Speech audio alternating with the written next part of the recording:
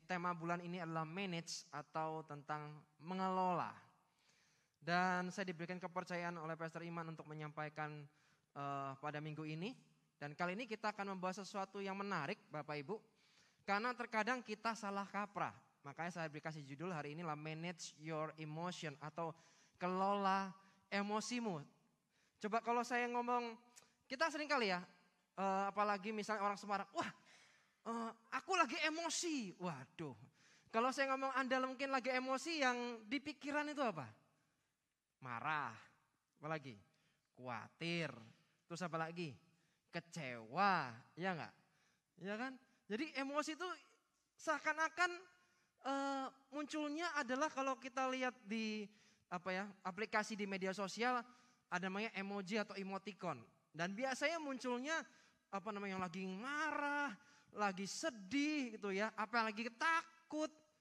Bapak Ibu, kita harus mengerti bahwa senang, marah, khawatir, ya. Dan yang lain itu namanya emosi. Ya. Mari kita belajar sama-sama. Ternyata dalam hidup kita ini terdiri dari 3 bagian. Bagian luar adalah tubuh, yang kedua adalah jiwa, dan yang terakhir yang paling dalam namanya roh. Roh itu merupakan inti terdalam yang membuat kita akan peka terhadap Tuhan. Peka terhadap suara Tuhan ada di sana. Kemudian jiwa itu bicara soal pikiran, kehendak, perasaan, keinginan, ya, atau bahasa Inggrisnya desire. Itu ada di jiwa. Dan tubuh, nah kita lihat ini namanya tubuh. Kemudian ada gambar yang menarik berikutnya. Ini dia. Kenapa saya pakai gambar? Supaya ini mempermudah Bapak Ibu yang mungkin Anda mengikuti ibadah online di rumah supaya lebih mudah. Kita lihat emosi itu sebetulnya netral Bapak Ibu. Ya, emosi itu netral. Kok bisa netral? Iya, tergantung kita mau mengarahkan kemana. Tergantung bagaimana cara kita mengelola. Sekali lagi emosi itu netral. Ada yang namanya positif, ada yang negatif, ada hope, ada empathy, ada happiness, ada pride. Apakah pride itu salah? Oh tidak, itu bicara soal keberhargaan. Kalau Anda tidak merasa diri Anda berharga, maka akan terjadi kekacauan. Hidup kita akan semrawut. Ya, cenderung ngawur. Karena merasa bahwa hidup ini gak berharga. Ada faith, ada joy, ada anger, ada shame, ada malu. Loh, kalau bilang emosi berarti kalau marah itu salah. Loh, kalau tergantung konteksnya bagaimana. Yesus pernah marah enggak? Ayo. Yesus pernah marah enggak? Yesus pernah marah. Coba, Yesus pernah gentar enggak? Ayo. Kalau kita mungkin menghadapi tekanan pressure yang begitu berat, kadang kita bisa merasa gentar sekali. Ya enggak? Tapi saya mau ngasih tahu bahwa hari ini bahwa ternyata Yesus pun pernah merasa gentar. Ketika dia berada di Taman Getsemani, dia gentar. Tapi bagaimana kegentaran itu dikelola itu lebih penting. Nangkep ya? Jadi kalau kita marah, tergantung marahnya itu kenapa. Bisa dikelola enggak? Kadang ada orang marah cuman pengen melampiaskan emosi. Ujungnya apa? Membuat orang sakit hati. Coba kita marah dengan sebuah purpose, dengan sebuah tujuan. Itu akan berbeda lagi. Yesus marah karena ada sebuah tujuan. Ujung-ujungnya adalah pertobatan. Itu yang Yesus mau sebetulnya. Nah, tergantung cara kita ngelola seperti apa. Nanti saya akan di ujung-ujung, di akhir saya akan bicara, saya akan menunjukkan. Kalau emosi kita bisa kelola dengan baik, akan ada hasil yang luar biasa. Kita baca ya ayat firman Tuhan ya. Apakah ada ayatnya? Tentu ada. Amsal 4 ayat 23 dikatakan, jagalah hatimu dengan segala kewaspadaan. Kan dari situlah terpancar kehidupan. Ini sering sekali kita bicara soal Amsal 4:23, bahkan kita hafal sekali dengan ayatnya. Tahukah bahwa yang namanya hati itu juga ada pikiran, ada perasaan di sana. Ketika kita tidak bisa menjaga hati kita tidak bisa menjaga perasaan kita tidak bisa mengelola emosi kita dengan baik. Pertanyaan saya sederhana, bagaimana kita bisa memancarkan kehidupan untuk orang lain? Ayo. Minggu depan Pastor Iman akan menyambung, yaitu manage your finance atau bagaimana cara mengelola keuangan. Apakah ada hubungannya, Pak? Oh, tentu ada hubungannya. Jangan dikira mengelola keuangan dengan mengelola emosi tidak ada kaitannya. Itu terhubung. Ketika kita gagal mengelola emosi kita akan gagal untuk mengerti mana kebutuhan, mana keinginan, kita susah bedakan. Kalau emosinya terlalu kuat, perasaannya nggak bisa dikelola, maka bocor di mana-mana. Bahkan bisa bocor dalam keuangan. Orang berpikir bahwa hanya yang emosi negatif seperti marah dan yang lain yang memberikan efek yang negatif. Tentu menurut saya belum tentu juga. Hidup kita itu tergantung. Kita yang mengelola emosi atau kita yang mengendalikan emosi atau membiarkan emosi mengendalikan kita. Itu berbeda. Kadang kenapa kok ketika kita mau marah, lebih baik coba deh. Tarik nafas, dalam-dalam, coba deh, diem dulu. Daripada nanti kalau ngomong, nyakiti hati, ya enggak? Kadang ya mungkin pas suami istri mungkin lagi ada selisih paham. Dan apa yang harus dilakukan? Kalau saya pribadi yang saya kerjakan adalah saya nggak mau ngomong, saya diem dulu. Kenapa? Saya lagi belajar untuk menguasai diri saya lagi menguasai perasaan-perasaan saya sedang mengolah emosi saya supaya apa? Supaya jangan sampai ketika saya mencoba mengekspresikan apa yang di dalam justru nanti membuat kejadian atau keadaan tidak menjadi lebih baik, bahkan menjadi lebih buruk.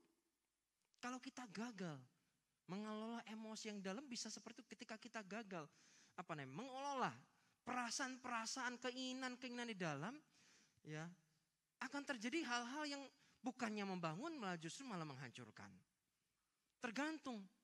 Contoh, kalau Anda mungkin ditegur oleh atasan atau pimpinan di tempat kerjaan mungkin. Itu cuma ada dua pilihan. Anda mau marah, ya. Anda tersinggung, terus kemudian ketika Anda tidak bisa mengolah perasaan-perasaan itu, Anda mulai menggosip dari belakang. Tahu enggak, dia itu begini, bos kita tuh begini. Enggak sadar. Ketika kita gagal mengolah emosi, mengolah perasaan, bocor, bisa seperti itu. Tapi kalau kita bisa mengelola emosi dan perasaan kita dengan baik, keinginan dengan baik, saya pingin marah nih. Tapi kalau kita bisa mengelola, tunggu. Kenapa sih saya ditegur? Oke, saya tahu kesalahan saya. Ini saatnya saya berubah supaya hidup saya lebih better, lebih baik daripada sebelumnya. Itu tergantung. Makanya pilihan cuma dua. Anda akan meluapkan dengan kondisi seperti itu atau Anda bisa mengelola dengan baik. Sehingga hidup Anda lebih baik. Ya kan? Kalau saya punya gambar boneka tangan, tujuannya cuma satu. Itu saya mau ngomong gini. Anda sedang dikuasai emosi atau Anda sedang dikuasai atau menguasai. Pilihan kita tuh cuma dua. Dikuasai atau menguasai. Dipengaruhi atau mempengaruhi. Dalam hidup kan cuma ada dua ya. Enggak ada tengah-tengah. Selalu mainnya dua. Ya. Jadi biarkan kita belajar untuk manage your emotion before they manage you. Biarlah kita mengelola emosi kita sebelum mereka atau emosi kita menguasai kita. Ya, jangan kebalik, please jangan kebalik. Dan tidak semua emosi yang nampaknya negatif akan memberikan dampak yang negatif di dalam kehidupan kita. Demikian juga emosi yang nampaknya positif sekalipun tidak selalu akan memberikan dampak yang positif dalam kehidupan kita. Contoh, kok bisa lagi seneng nih, lagi seneng yang kebablasan, itu bisa terjadi kebocoran. Bener gak ya? Kita cerita nih, wah lagi seneng. Anda cerita terus kemana-mana Anda cerita, wah saya gini. Jangan-jangan nanti ujungnya kayak Yusuf lagi. Ya kan? Yusuf itu salah cerita. Dia dapat mimpi, mimpinya benar dari Tuhan. Ya, dia happy, dia senang. Wih, one day suatu hari, ya, ini keluargaku akan sujud menyembah kepadaku. Itu dia pasti senang. Tapi senang kebablasan ketika diceritakan kepada orang yang tidak tepat, ujung-ujungnya malah bisa menjerumuskan dirinya sendiri. Contoh, kalau kita terlalu senang, makanya nggak boleh yang over-over itu nggak ada yang baik dengan sesuatu yang berlebih itu nggak baik. Ketika Anda terlalu senang, coba perhatikan, bocor pasti. Kalau nggak bocor di keuangan, wah saya pengen traktir ini, saya pengen, kenapa? Wah saking senengnya gitu ya, dompetnya bocor pada akhirnya. Ya kan? Tapi saya seneng, lagi seneng. Iya, tapi akibat yang terlalu berlebih, Anda tidak bisa mengelola itu, bocor deh kemana-mana. Bocornya mesti di tempat-tempat yang lain. Makanya tidak ada emosi yang, jangan sampai ada emosi yang berlebih. Kalau seneng silakan seneng, tapi coba di manage gitu loh senengnya. Ya. Ketika kita gagal, ketika kalah, mari di manage lagi. Dikelola lagi. Supaya hidup kita ini jangan sampai terlalu sedih sampai drop habis, sampai depresi. Kalau seneng sekali. Waduh bahaya nanti. Ya. Mungkin ada pertanyaan, kenapa kok bisa begitu ya? Ya. Nah berikutnya nih, ada kata why. Kenapa? Coba poin berikutnya, tidak ada emosi yang salah. Ya, tidak ada emosi yang salah. Sekali lagi, tergantung bagaimana cara kita melakukan. Karena reaksi dan tindakan kita menjadi salah karena kegagalan dalam mengelola emosi. Ya, reaksi dan tindakan kita menjadi salah ketika kita gagal dalam mengelola emosi. Firman Tuhan mengatakan di kitab Yakobus pasal 1 ayat 15. Bahasa Indonesia Sari katakan begini. Kemudian kalau keinginan yang jahat itu dituruti, maka lahirlah dosa. Dan kalau dosa itu sudah matang, dan kalau dosa sudah matang, maka akibatnya ialah kematian. Sebetulnya gini, kalau saya ingin marah, selama Anda tidak membuahi, selama Anda tidak melakukan itu masih di jiwa, masih di dalam sini. Dan Anda belum melakukan, itu belum dosa. Anda ingat kejadian Kain dan Habel? Ya kan? Ketika itu Kain jealous kepada Habel. Kenapa persembahan Habel yang diterima? Sedangkan dia enggak, ini jealous, ini insecure, ini marah. Kan sama-sama memberikan persembahan. Tapi kenapa dia yang diterima, kenapa saya tidak? Ini muncul marah. Firman Tuhan mengatakan bahwa sudah diingatkan, Kain sudah diingatkan bahwa Kain, dosa. Ketika engkau marah, jangan kau marah karena dosa sudah mengintip. Baru diintip. Belum jadi. Tapi ketika dia membunuh Habel, itulah dia karena keinginan, karena desire itu dibuahi dan dilakukan. Sehingga pada akhirnya Kain berbuat dosa. Selama munculnya masih keinginan. Saya pengen banget orang ini nyakiti hati saya. Saya pengen balas dia. Baru keinginan. Tapi kalau keinginan itu kita bisa kelola dengan baik. Kalau perasaan-perasaan seperti ini kita bisa kelola dengan baik. Dan tidak membiarkan dosa seperti ini matang. Karena kita yang membuahi. Kita nggak bisa salahkan orang loh. Oh salahnya dia, oh salahnya orang itu. Kenapa saya diomongin begini? Kenapa saya diomongin itu? Kita nggak bisa ngontrol perkataannya orang. Kita nggak bisa ngontrol responnya orang atas hidup kita nggak bisa. Ya. Maka dari itu saya ingin berkata bahwa kita tidak harus bertanggung jawab atas semua yang terjadi dari luar masuk ke dalam.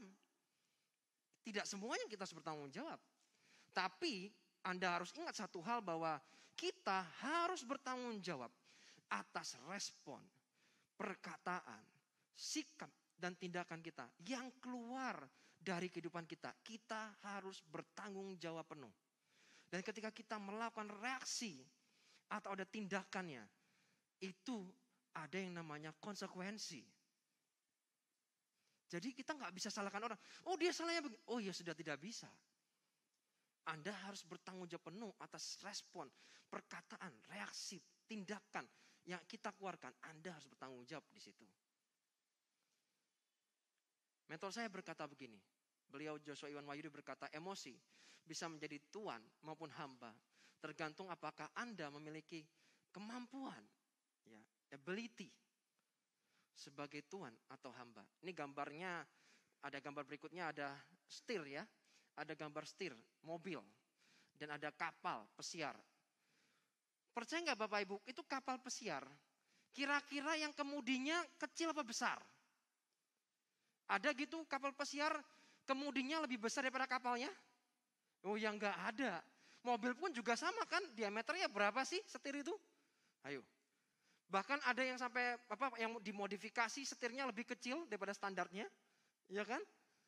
Jadi ternyata untuk mengendarai mobil sebesar apapun itu kecil. Waktu kapal pesiar pun kemudinya juga kecil. Tapi kemudi yang kecil itu bahkan bisa menentukan arah. Wow, ini yang paling parah. Ya kan? Bisa menentukan arah. Bisa menentukan ke pelabuhan yang benar atau bisa masuk nabrak karang. Nah, itu dia. Bukankah sama? Emosi kita nih ketika kita tidak bisa mengelola dengan baik dan membiarkan dia mengendalikan hidup kita. Dia yang menentukan arahnya. Anda bisa membayangkan itu? Maka tidak heran ada pekerjaan hubungan dengan teman kantor rusak. Hubungan suami istri rusak. Hubungan orang tua dengan anak juga rusak. Karena kenapa? Salah satunya ketika kita gagal mengelola emosi. Kita gagal mengelola emosi kita. Kita membiarkan kita dikuasai. Kita membiarkan kita dituntun emosi untuk ditentukan kita mau arahnya kemana. Bukannya kita yang menentukan arahnya, malah dia yang menentukan arahnya. Dan emosi perasaan itu mempengaruhi respon, keputusan dan tindakan. Dan biasanya, saya ingin share sedikit. Ini terjadi di masa-masa lalu saya. Saya ini orangnya reaktif abis. Tapi bersyukur waktu di sisi di married couple, yang kalau saya ngomong kan gak valid ya. Tapi kalau yang ngomong istri kan lebih valid. Karena ini kan hidupnya kan bersama ya.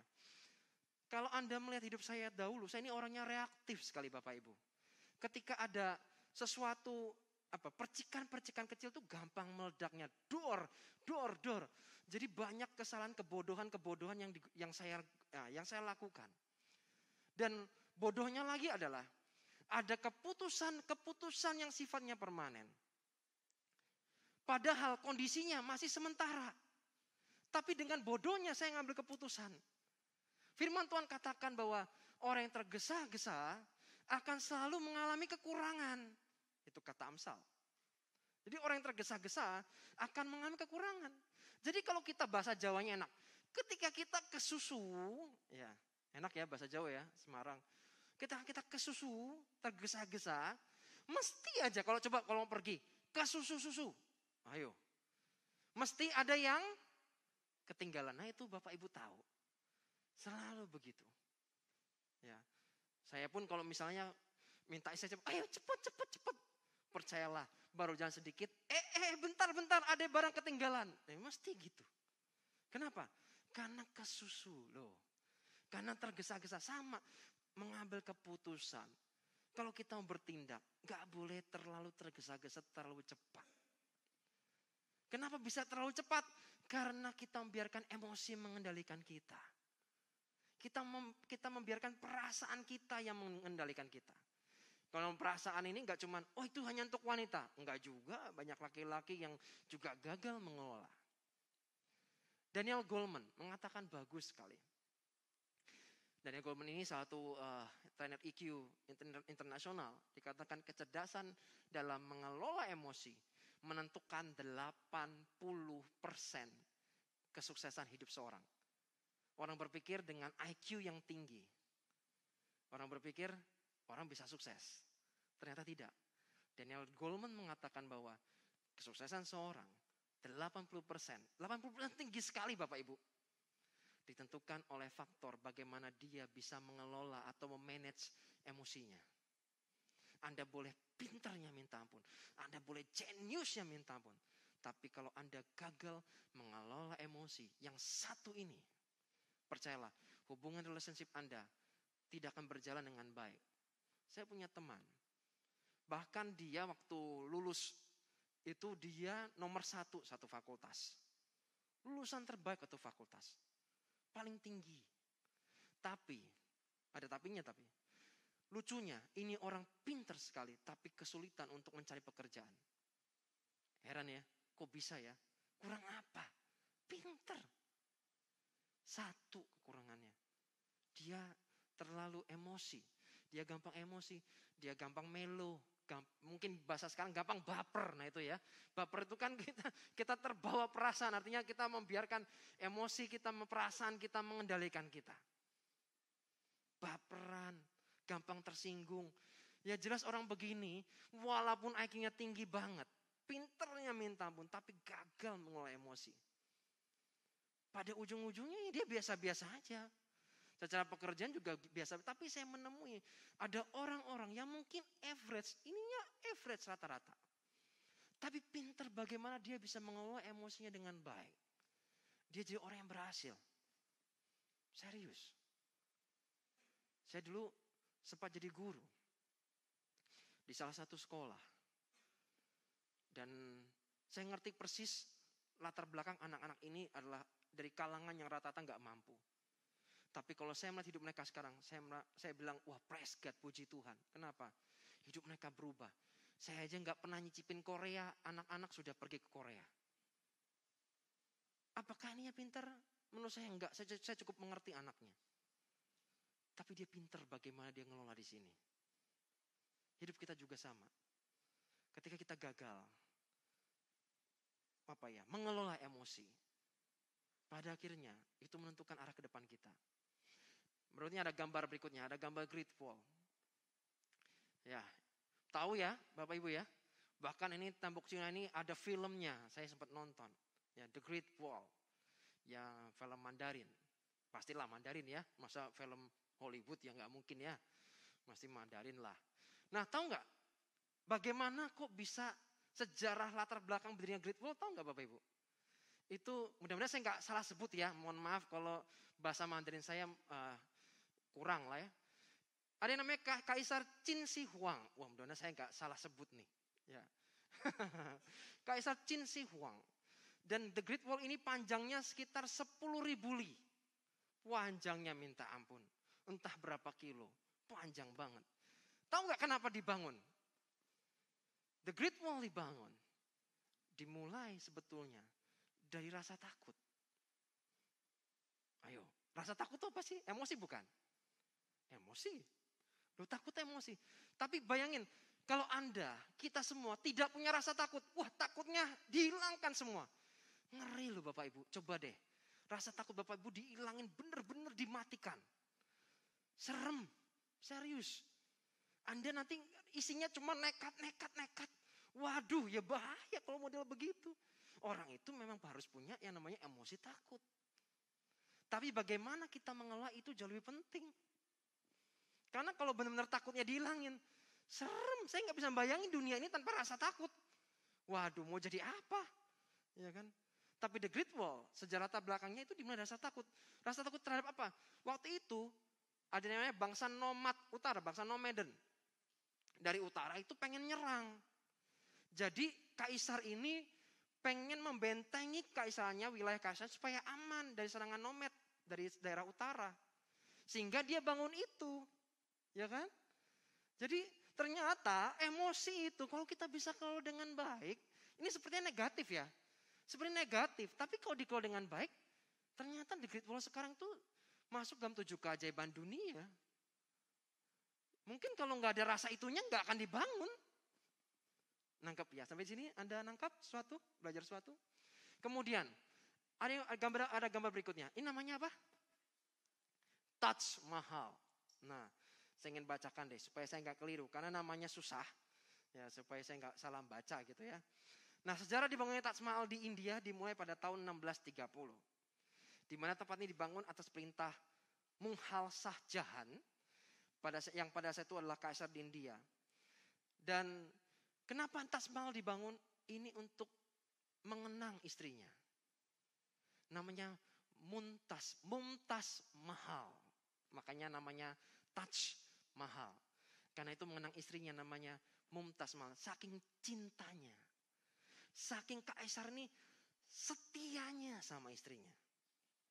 Yang pada akhirnya dia punya 14 anak. Anda bisa bayangkan 14 anak. Ya, dari kaisar ini dengan istrinya Mumtaz Mahal ini punya 14 anak. Dan karena begitu besar cintanya.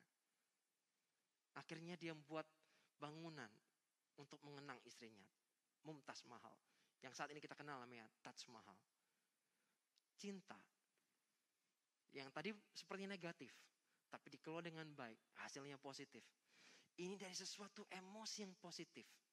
Emosi, perasaan, keinginan yang positif, yang baik itu. Dia bisa bangun sesuatu. Saya ingin cerita, waktu saya tinggal 5 menit. Ada beberapa orang yang saya tahu persis dia marah dengan kehidupannya. Dia marah dengan latar belakangnya. Tapi tahukah Bapak Ibu ketika dia mengalami pemulihan dari Tuhan. Dia punya pelayanan. Kalau dia dulu merasa terbuang. Tidak ada orang yang terima dia. Orang ini pada akhirnya punya pelayanan untuk melayani anak-anak jalanan. Karena dia juga berasal dari jalanan. Kemarin saya sempat komen, saya DM dia karena dia sudah pindah daerah. Sebelumnya dia di Semarang. Saya bilang, wow, aku bangga sama kamu. Dan dia bilang, ini kok yang kau Albert tanam, yang kau Albert ajarin, aku lakukan di sini. Wow. Dia sentuh orang anak-anak jalanan yang ngobat. Karena dia dulu juga pernah terikat dengan narkoba. Dan sekarang dia menjangkau orang anak seperti itu. Anak-anak yang ditolak. Dia menjangkau anak-anak seperti itu. Dari orang yang ditolak. Dari muncul rasa anger. Dari rasa marah. Akhirnya dia punya pelayanan untuk mengasihi orang-orang seperti dia. Di Jawa Timur, kalau nggak salah di Jawa Timur, ada seseorang yang mungkin dia melihat orang tuanya tidak diperlakukan baik. Suatu kali dia melihat orang, dan akhirnya orang ini membangun panti jompo, nggak salah. Dia membangun panti jompo dan itu ada. Dia membuat panti jompo yang kurang lebih bangunannya dibuat kayak istana. Istananya Merdeka maksudnya. Itu terkenal. Karena banyak wisatawan ke tempat dia. Itu tempat panti jompo. Dari mana orang-orang yang punya hati seperti ini? Saya percaya setiap emosi itu ada pemicunya. Setiap emosi atau perasaan ada latar belakangnya kenapa dia bisa begitu. Dan ketika kita bisa mengelola dengan baik, ujung-ujungnya menjadi berkat dan dampak buat orang lain. Kemudian Facebook. Kenapa Facebook? Anda mungkin punya Facebook. Facebook dibuat. Kalau saya belajar sejarahnya, dia itu yang si pembuat ini pengennya bahwa ada rasa belonging, ada rasa ingin dimiliki. Atau supaya punya komunitas sosial. Jadi ternyata semua yang orang kerjakan itu punya yang namanya emosi dalamnya. Tergerak karena suatu emosi. Dan karena emosi mempengaruhi action. Yang dalam kita ini, perasaan kita ini mempengaruhi emosi, mempengaruhi action kita, aksi kita. Mempengaruhi performance. Kalau ada orang kan kerja modelnya pas moodnya bagus, kerjanya bagus. Pas moodnya jelek, performanya jelek. Padahal kita nggak boleh begitu, ya kan? Kita yang harus mengelola performance kita, walaupun sedang mengalami emosi yang sepertinya negatif, kita harus kelola supaya tetap menghasilkan suatu perform yang baik. Kemudian emosi itu menghasilkan sebuah result atau hasil. Dan akhirnya emosi itu juga menentukan masa depan kita seperti apa. Dan yang terakhir, saya closing dengan dari J.W. Quotes mengatakan bahwa orang yang mampu menguasai perasaan-perasaannya akan mampu menguasai masa depan hidupnya. Saya ulangi, orang yang mampu menguasai perasaan-perasaannya akan mampu menguasai masa depan hidupnya. Jadi kalau kita ini gagal menguasai, makanya kalau kita lihat buah roh, yang paling terakhir apa Bapak Ibu? Penguasaan kan, kasih, sukacita, ya kan? Damai sejahtera, kesabaran, kemurahan, kebajikan, kesetiaan, kelemah lembutan. Yang terakhir, dan penguasaan diri. Karena kenapa ditaruh paling akhir? Karena untuk menguasai diri itu paling sulit dan itu paling tidak mudah. Tapi kita percaya, bagaimana saya bisa mengelola emosi? Saya tutup closing dengan firman Tuhan satu ini. Yuk ditampilkan.